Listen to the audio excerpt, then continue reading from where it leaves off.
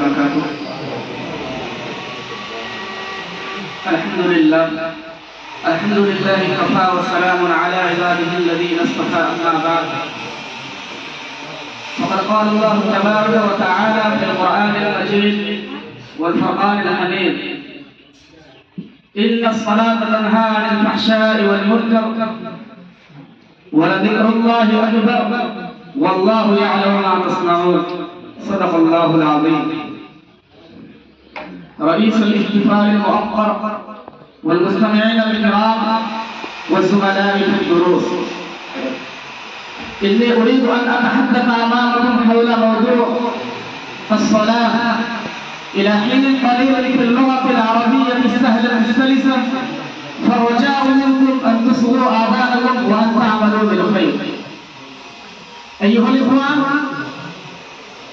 أنتم على علم تماما بأن الله تعالى خلق العالم كله، وخلق الحيوانات والنباتات والأشجار والأحجار بهدف خاص وغرض جليل، وخلق الجن والإنس في هذا العالم، واختار الإنس والجن لعبادته الخالصة وتعبده الجليل.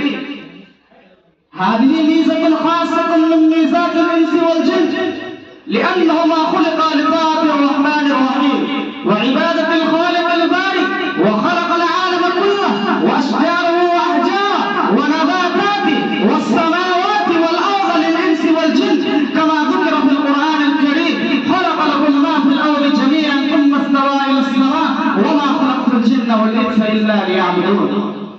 أيها المسلمون، إن تريدوا أن تدخلوا الجنة وتحصلوا على نعيمها، فعليكم أن تحصلوا على مفتاح باب الجنة، ومفتاح الجنة الصلاة على لسان من صدق وصدق، وعلى لسان من قيل عنه الصادق الأمين.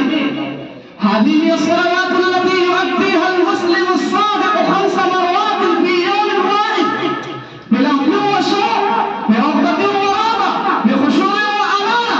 هذه هي الصلوات التي أداها الصحابة وأحسن تأديتها، حتى قال عنهم القرآن الكريم: رجال لا تلهيهم تجارة ولا بيع عن ذكر الله وإقام الصلاة وإيتاء الزكاة يخافون يوما تتقلب فيه القلوب والأبصار.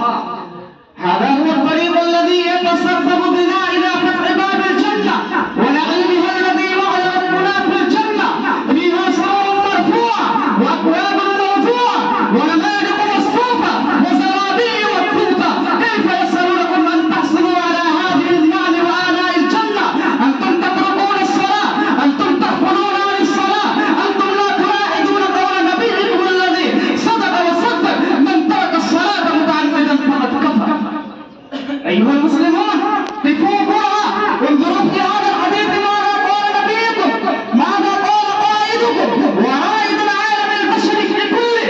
قال قائد الإنسانية بأصلها: من ترك الصلاة واحدة وهو يذكرها فقد خرج من الدين الحنيف وكفر بالله الجليل الجبار. هذا وعيد شديد وتهديد عظيم للرجال والنساء الذين تعودوا افتقار الصلاة واحتفلوا بالصلاة وأهميتها. أوقات الصلاة تجيء وتذهب، أصوات المؤذن ترن وتعذر، أحيان الفريضة تقدم وتروح، ولكنكم أيها المسلمون لا تتوجهون إلى خالق السماوات والأرضين، لا تلتفتون إلى الحب الجليل.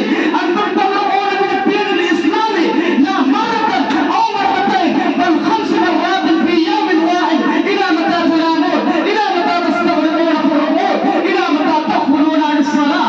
ألم يأن للذين آمنوا أن تخشع قلوبهم لذكر الله وما نزل من الحق وهو من صفاتكم الناس أيضا ينامون أنتم ستوقظون أيقظون. السلام عليكم ورحمة الله وبركاته.